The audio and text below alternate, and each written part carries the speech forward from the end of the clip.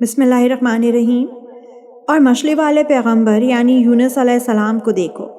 جب وہ خفا ہو کر چل کھڑے ہوئے تھے اور یہ سمجھے تھے کہ ہم نے ان کی کوئی پکڑ نہیں کریں گے، پھر انہوں نے اندھیروں میں سے آواز لگائی، یا اللہ تیرے سوا کوئی معبود نہیں، تو ہر عیب سے پاک ہے، بے شک میں قصوروار ہوں۔ اس پر ہم نے ان کی دعا قبول کی اور انہیں گھٹن سے نجات عطا کی، اور اسی طرح ہم ایمان رکھنے والوں کو نجات دیتے ہیں۔ اور زکریا کو دیکھو، جب انہوں نے اپنے پروردگار کو پکارا تھا کہ یا رب مجھے اکیلا نہ چھوڑیے اور آپ سب سے بہتر وارث ہیں، چنانچہ ہم نے ان کی دعا قبول کی اور ان کو یحییٰ جیسا بیٹا عطا کیا اور ان کی خاطر ان کی بیوی کو اچھا کر دیا۔ یقیناً جو لوگ بھلائی کے کاموں میں تیزی دکھاتے تھے اور ہمیں شوق اور رعب کے عالم میں پکارا کرتے تھے، اور ان کے دل ہمارے آگے جھکے ہوئے تھے۔ اور اس خاتون کو دیکھو جس نے اپنی عصمت کی حفاظت کی تھی، پھر ہم نے اس کے اندر اپنی روح پھونکی اور انہیں اور ان کے بیٹے کو دنیا جہان کے لوگوں کے لیے ایک نشانی بنا دیا۔ لوگوں یقین رکھو کہ یہ دین جس کی یہ تمام انبیاء دعوت دیتے رہے ہیں تمہارا دین ہے، جو ایک ہی دین ہے، اور میں تمہارا پروردگار ہوں، لہٰذا تم میری عبادت کرو۔ اور لوگوں نے اپنے دین کو آپس میں ٹکڑے ٹکڑے کر کر بانٹ لیا، مگر سب ہمارے پاس لوٹ کر آنے والے ہیں۔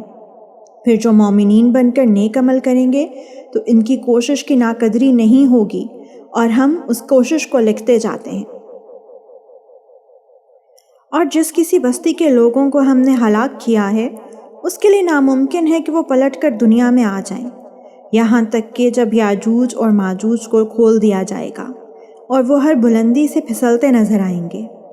اور سچا وعدہ پورا ہونے کا وقت قریب آ جائے گا، تو اچانک حالت یہ ہوگی کہ جن لوگوں نے کفر اپنا لیا تھا ان کی آنکھیں پھٹی کی پھٹی رہ جائیں گی، اور وہ کہیں گے کہ ہائے ہماری کم بختی، ہم اس چیز سے بالکل ہی غفلت میں تھے، بلکہ ہم نے بڑے ستم ڈھائے تھے۔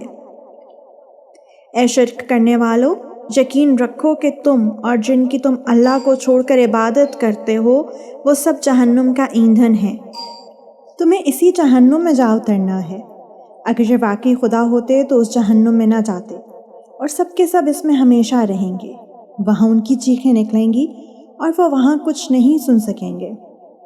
البتہ جن لوگوں کے لیے ہماری طرف سے بھلائی پہلے سے لکھی جا چکی ہے، یعنی نیک مومن، ان کو اس جہنم سے دور رکھا جائے گا، وہ اس کی سرسراہٹ بھی نہیں سنیں گے، اور وہ ہمیشہ ہمیشہ اپنی من پسند چیزوں کے درمیان رہیں گے۔ ان کو وہ قیامت کی سب سے بڑی پریشانی غمگین نہیں کرے گی، اور فرشتے ان کا یہ کہہ کر استقبال کریں گے کہ یہ تمہارا وہ دن ہے جس کا تم سے وعدہ کیا جاتا تھا۔ اس دن کا دھیان رکھو جب ہم آسمان کو اس طرح لپیٹ دیں گے جیسے کاغذوں کے تمار میں تحریریں لپیٹ دی جاتی ہیں، جس طرح ہم نے پہلی بار تخلیق کی ابتدا کی تھی، اسی طرح ہم اسے دوبارہ پیدا کر دیں گے۔ یہ ایک وعدہ ہے جسے پورا کرنے کا ہم نے ذمہ لیا ہے، ہم یقیناً یہ کام کرنا ہے ہمیں۔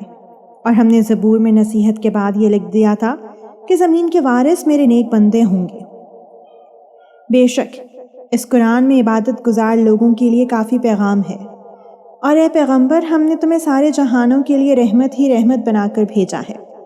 کہہ دو کہ مجھ پر تو یہی وحی آتی ہے کہ تمہارا خدا بس ایک ہی خدا ہے، تو کیا تم اطاعت قبول کرتے ہو؟ پھر بھی اگر یہ لوگ منہ موڑیں تو کہہ دو کہ میں نے تمہیں علل اعلان خبردار کر دیا ہے، اور مجھے یہ معلوم نہیں کہ جس سزا کا تم سے وعدہ کیا جا رہا ہے وہ قریب ہے یا دور۔ بے شک اللہ وہ باتیں بھی جانتا ہے جو بلند آواز سے کہی جاتی ہیں اور وہ بھی جو تم چھپاتے ہو، اور میں نہیں جانتا، شاید سزا میں یہ تاخیر تمہارے لیے ایک آزمائش ہے اور کسی خاص وقت تک کے لیے مزے کرنے کا موقع دینا ہے۔ آخرکار پیغمبر نے کہا کہ اے میرے پروردگار، حق کا فیصلہ کر دیجئے، اور ہمارا پروردگار بڑی رحمت والا ہے،